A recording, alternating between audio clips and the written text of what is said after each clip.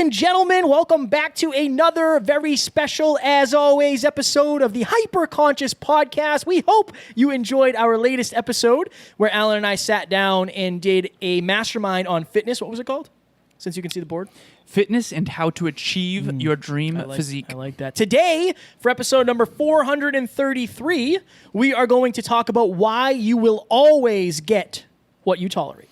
So let's provide some context here. So the analogy that I like to use for this is imagine someone is really, really overweight and they've been really having bad habits in the fitness arena. Let's say they're 300 pounds and I were to wave a magic wand and somehow take 50 pounds off of them.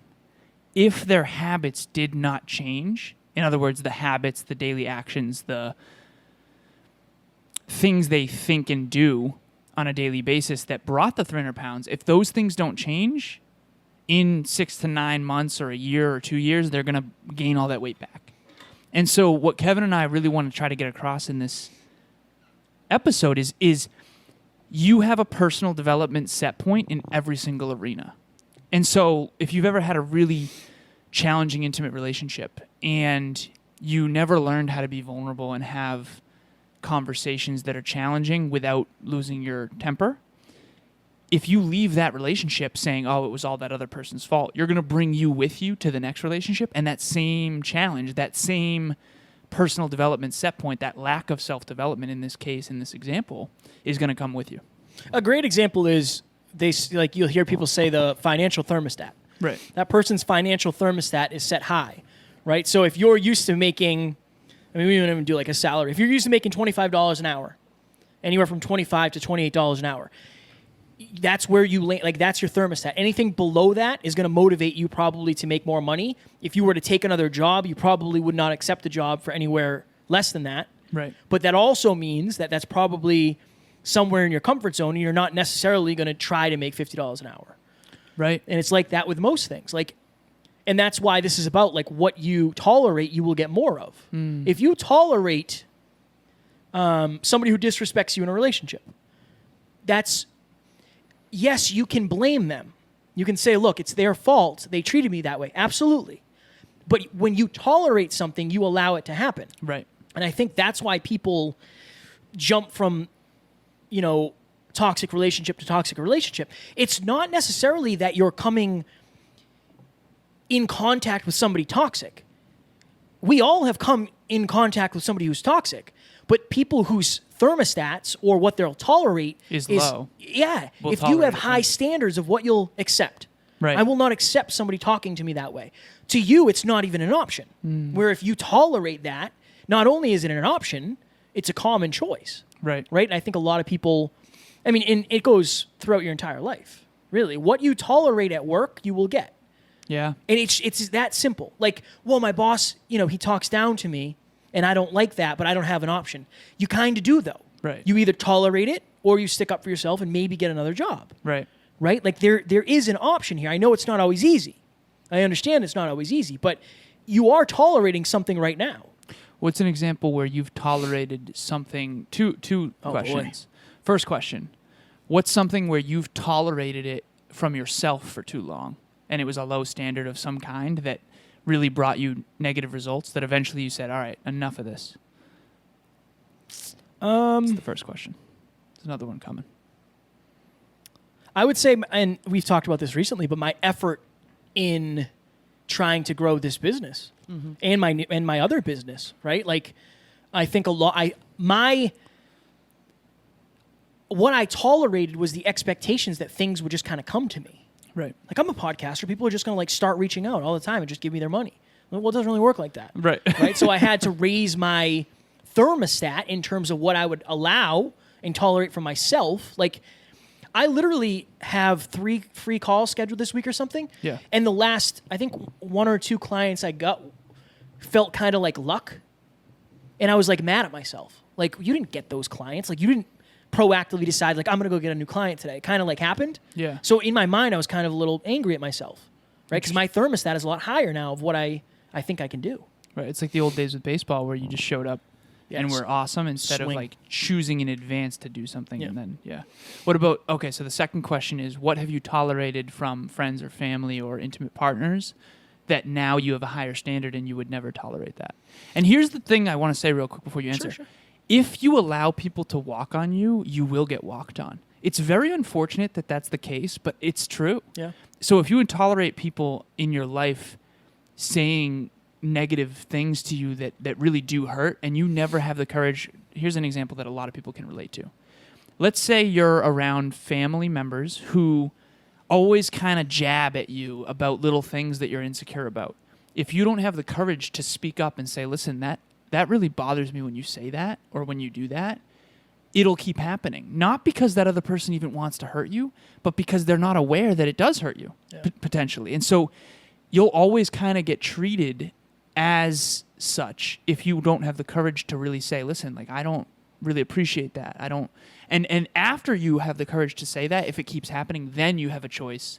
Everything's a choice. You have a choice to either leave that relationship and not tolerate, not go in those rooms again, or you have the choice to tolerate it because it's not going to change. Yeah. But second question was, what have you tolerated in your environment from other people that in hindsight with a higher set point you would no longer tolerate?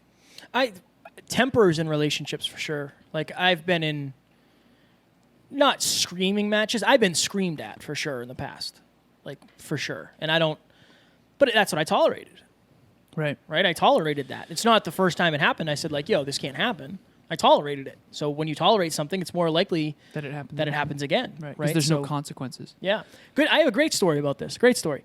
So for those of you who know me on a personal level, when I was 17, 18, I worked at a gas station. Okay?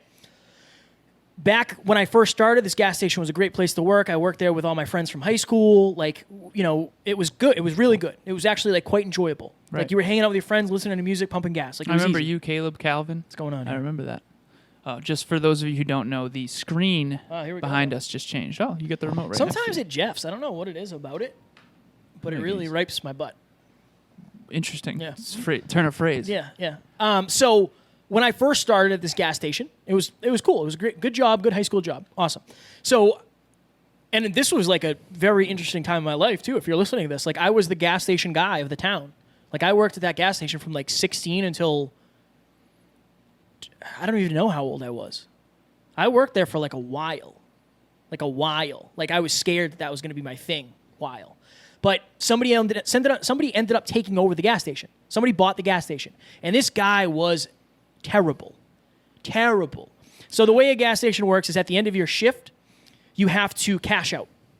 So you got to go read the numbers off the pumps, figures out how many gallons you distributed. You cash out your wad of cash. You cash out the credit card machine, all of that stuff. You make sure the numbers are even. You should be even at the end of the day.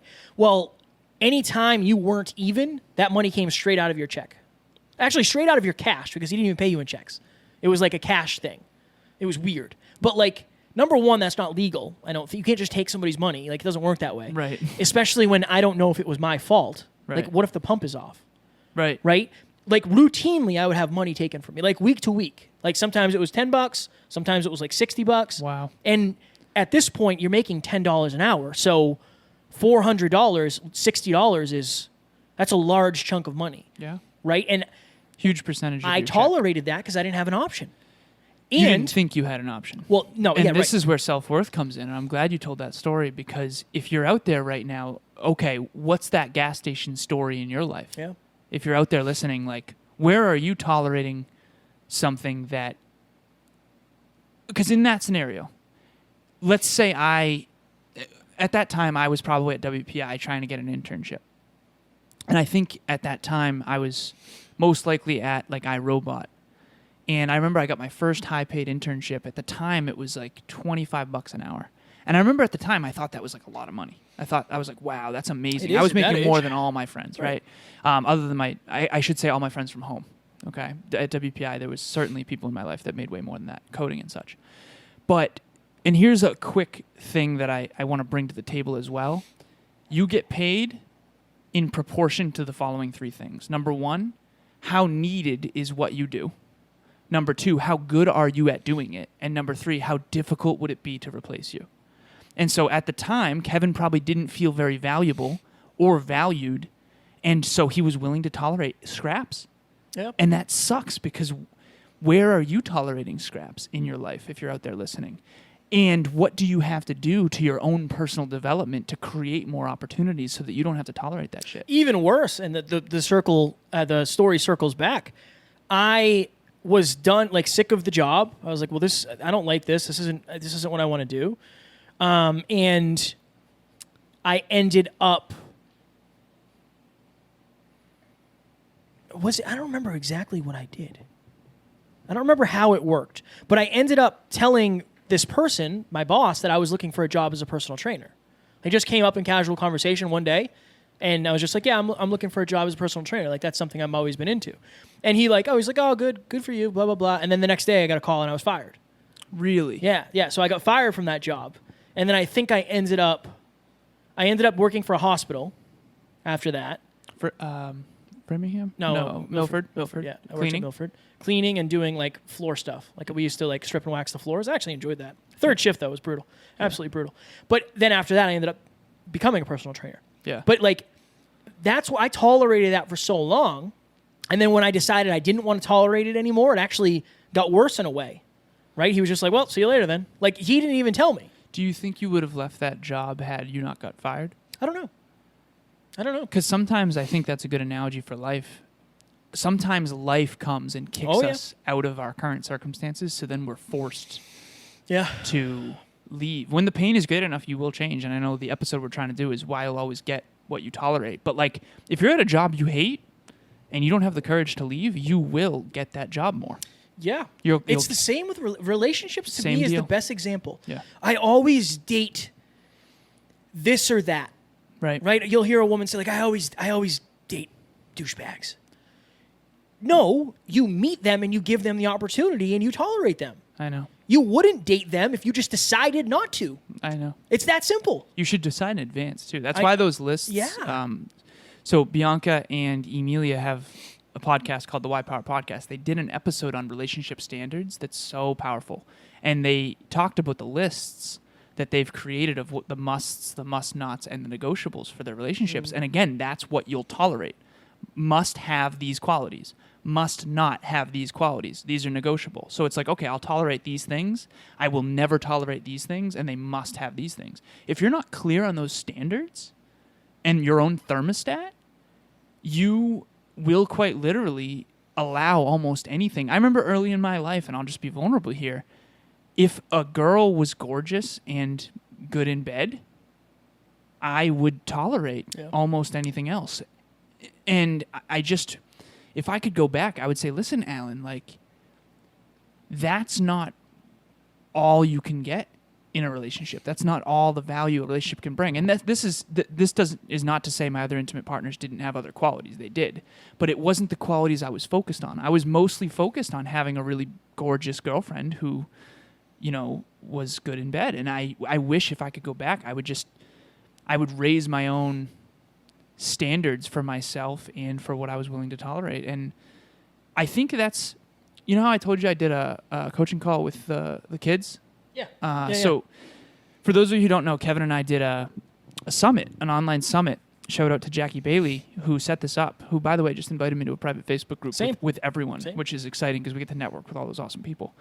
But Kevin and I gave away a free call to the kids who attended, and I was on the phone with a 7-year-old and an 11-year-old, and I realized that, first of all, the little girl, I asked her fears, and she was rattling off all these fears, and she was so cute. And then the 11-year-old boy, I asked him his fears. He's like, I'm not scared of anything.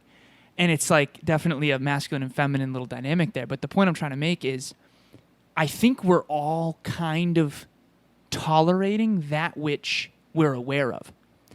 And so the kids opened my eyes to how low their awareness was, because it's not often I talk to a 7-year-old. Yeah. And it made me realize, like, where am I a 7-year-old? Where am I an 11-year-old? Where am I tolerating things because my awareness is too low to know what's really possible? And so for those of you who have never been in really good shape, you probably don't know what you're missing. Yep. For those of you who have never been financially free, you probably don't know what you're missing. You and I kind of know how much better life is when you have a lot of money. And so even though we've been, on the entrepreneurial roller coaster, we still always have that set point of like, I need to get back to that level of financial freedom. And we're still elevating to that. But for those of you who have never experienced it, like imagine Kevin at the gas station. Like what would you tell him about setting a higher set point? I don't know, because my skill set wasn't high enough to reflect it. If you tried to get through to him, let's say I'm him, like Kevin at the gas station, what would you say? I don't even know, man. I don't think I would have been receptive to anything. That's why it was so challenging coaching a 7-year-old and an 11-year-old, because you have to go to what they're interested in. So the kid was asking me about how to build a computer and video games, and he wants to be a esports YouTuber. And I was like, yeah, that's awesome. I can only relate to it's almost like, what did Kevin value? Easy. He valued easy. How do you speak in terms that he might understand? It's so hard to go back there. To get him to see his own value and actually leave that shitty job. I don't know, because in my mind it was security and I didn't have any other skills. You didn't think you had any other skills, but you did. I don't know what I had for a skill. That was my first job ever. So it was like that was my entry-level job and I didn't know. Right. Dude, I tolerated some, like when I was a busboy at the golf course and I was also a cart kid. Dude, at that time you don't think you're valuable. And you can kind of feel that you're being undervalued and manipulated, but you don't know what to do about it because in your head it's like, well, I need the money. It's the end of the world. Right. It's just interesting. Just like in high school, everything feels like the end of the world. And I had my first car payment. Right. I bought my first car by myself. I didn't have anybody to help me. Yeah, $215 a month for 3 years. Wow. Yeah, Mustang. All right, we got to get out of here. We went over on the clock. Oh, wow. I didn't even know. My challenge to you, if you're watching this or listening to this, is figure out what are you tolerating? Health, wealth, and love. What are you tolerating in your relationships with your intimate partners, with your family, with your friends, with your coworkers, with your boss? What are you tolerating when it comes to finance? Right? And what are you tolerating when it comes to your body? Like, are you the person who says, like, I really wish I could, I can't even climb the stairs before I'm out of breath? That you're tolerating that. You've accepted that. Right. In order to make a change, you have to first become aware that it's a problem, admit it to yourself, and then make that change. Then the last thing I would say here is if you don't believe you can make $20 an hour, you're going to accept 15. And don't let yourself not shoot for 20 because you don't know how yet. Go learn. Go learn how. Find someone who makes $20 an hour, elevate to that level, then go to 25, then 30. Then life is about growth. If you don't believe you can grow, you won't invest today. Mastermind. Speaking of growth. Every single Monday. 6 p.m. Eastern Standard Time. HyperConscious Podcast is going to bring you a live Zoom mastermind. So you just listened to one. That was the episode before this one. Next Monday, we are going to do the top 10 takeaways from 430 episodes of this podcast. We have had so many opportunities to not only interview amazing people, but to travel because of the podcast, having behind-the-scenes talks. Right, so it's not just going to be what we've learned from guests. It's going to be what we've learned from each other, from everything on this journey. Guys, we have thousands of hours of personal development at this point, and it's our goal to share with you the top 10 things that you can take away so you don't have to do the whole thing like we did. You're going to tolerate things that you shouldn't tolerate until you're aware of better. Let us teach you what we're now aware of that we at once had no idea. Also, if you go to the hyperconsciouspodcast.com, we want you to join HyperConsciousNation. It's right at the top.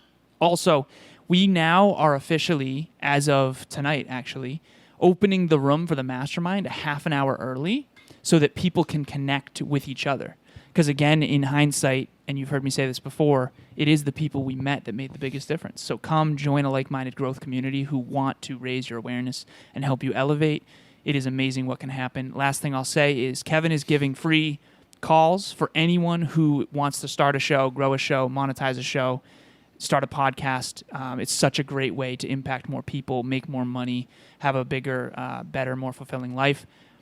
Business coaching. So if you are intimidated by the idea of business or you're already deep in a business, two types of people. One, you have a business, cash flow is rolling. How do you make more money and help more people? If you want to start a business and you're intimidated, reach out on those half-hour calls. I don't sell, neither does Kevin. Our only goal is to change the trajectory of your life forever. I kind of wish we had people come on here and just talk about how awesome those calls were. I've had major breakthroughs with people, even breakthroughs in my own life on those calls, just meeting new people, talking about things, shaking the snow globe. Like, conversations change lives. Join us for those. And you can go to the hyperconsciouspodcast.com, click on coaching. Yes. And you can click on Kevin or myself and book a 30-minute call on our calendar. And we're also hammering podcasts, so if you're a podcaster, you want to have us on, we love being on other shows, one of our favorite things to do. We hope you enjoyed this episode. Up next, we are going to talk about how your thoughts actually create your reality. That might be the most hyper-conscious title it could possibly be, but we are going to go deep into that. We hope you enjoyed, and we will talk to you on Friday. Talk to you soon. Bye.